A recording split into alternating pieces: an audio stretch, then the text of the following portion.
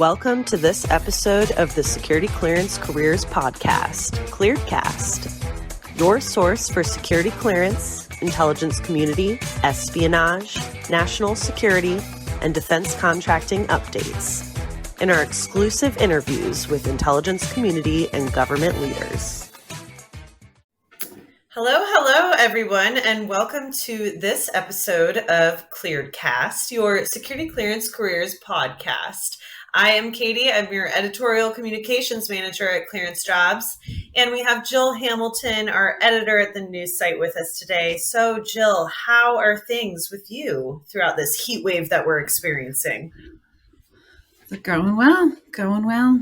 I just got a coffee machine added to my workspace, so that's a good thing. Beautiful. And celebrating pumpkin spice cold brews returning to Starbucks, so yeah, fall is almost here. We'll have to do a poll on that, if you love or if you hate the pumpkin spice season. I'm ready for those spooky vibes as well. Speaking of a little bit spooky, not necessarily a horror story episode for you secret squirrels today, but today we're going to be talking through some weird security clearance stories. So just bizarre, just weird stuff that we found on the ClearanceJobs Blog.com. So I'm going to go ahead and kick us off today. The first that we're going to do in this two-part series, actually. So we're going to start with a couple today, and then we'll get you a few more in a couple weeks. But the first one is accidentally working for a porn company. An accident, you ask? How did that happen? Well, I'm going to tell you. So Justin XXK, user on the blog, this is what he wrote. Long story short, I was involved with an issue regarding a porn company. I did work for them, but realized after the fact that the company does porn, and I did not want to associate myself with that. All of the earnings he received were returned.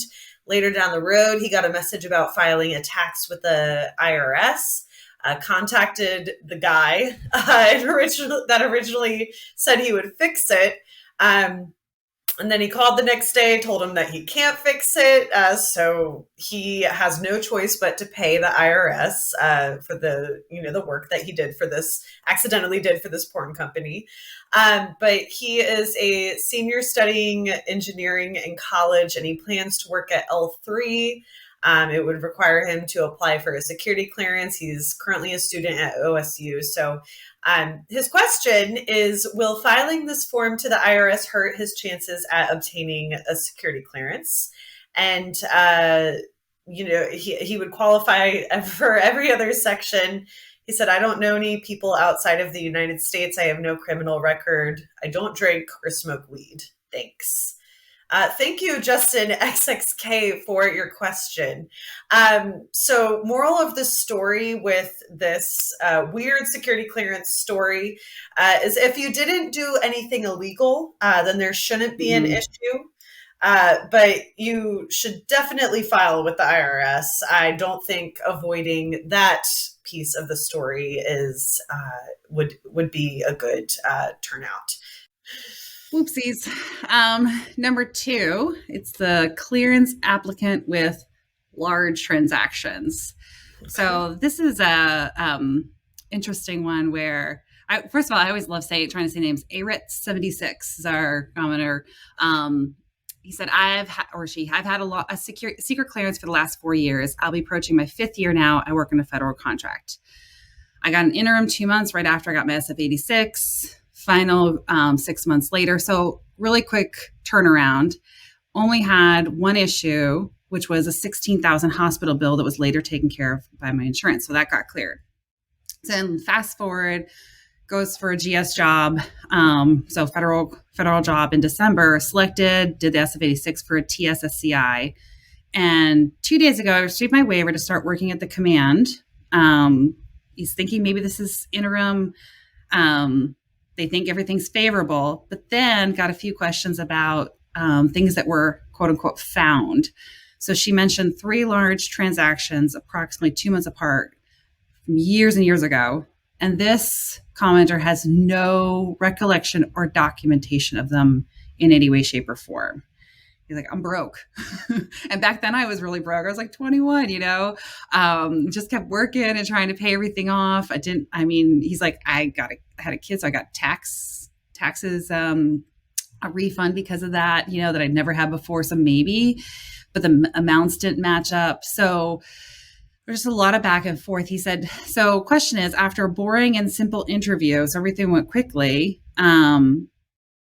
She's wondering if I've forgotten everything. I've spoken to many colleagues. One asked me if it was a false transaction, like maybe it's for somebody else that they're seeing, or is this a trick question? What are we supposed to do with that?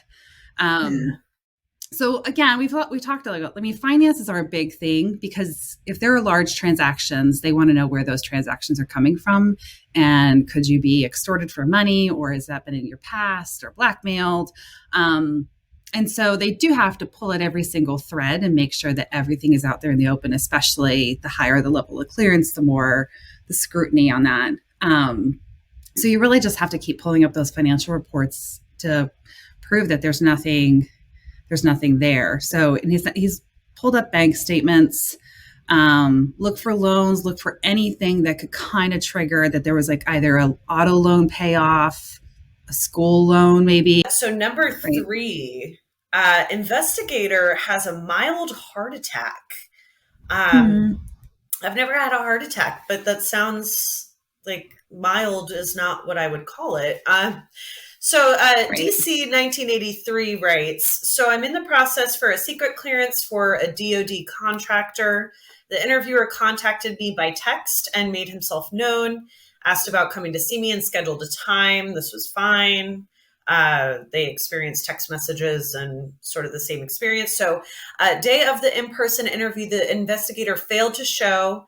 About 4 days later, via voicemail and text, he said that he had a mild heart attack the day of our scheduled interview. He asked to reschedule it 4 days from the day of the message. DC 1983 was alarmed because he was worried about this investigator, but they agreed to a time and day.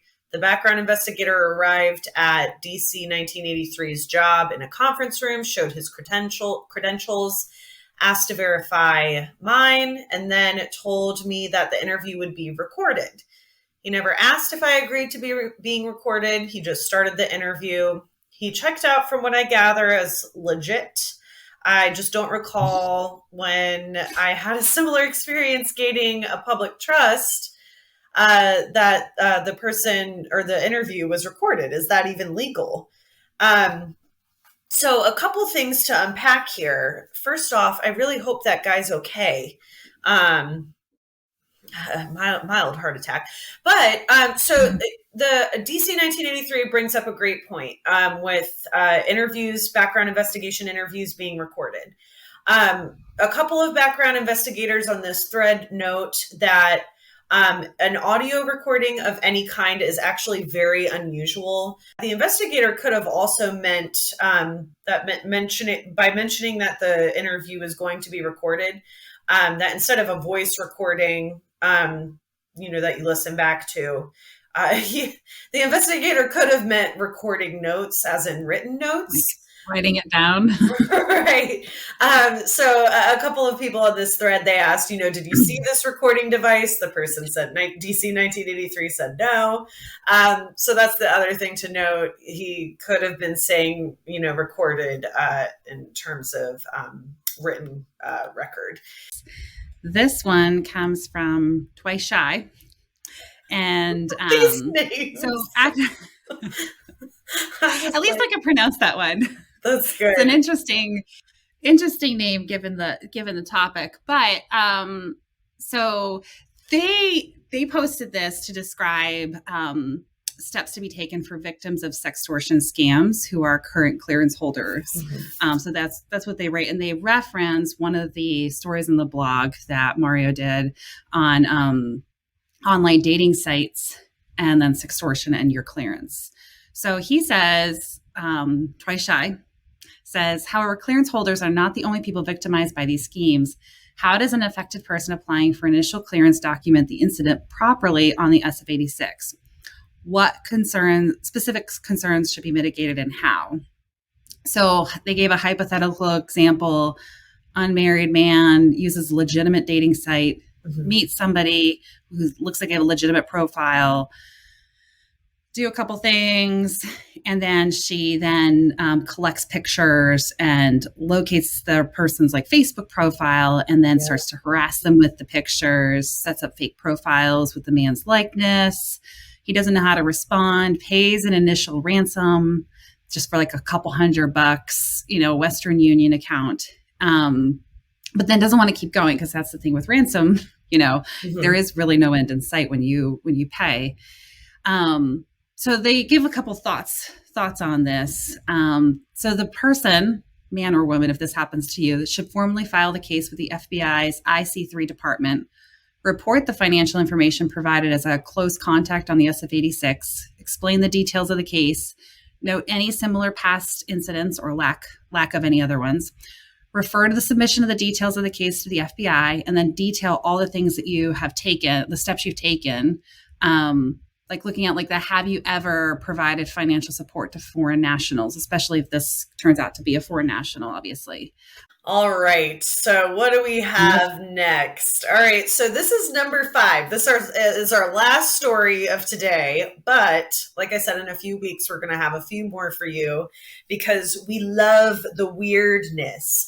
And they serve as really great lessons for anyone who's applying for a security clearance or just needs to be reminded of all this stuff. It's a scary world out there. It's a beautiful world, but it's a scary world.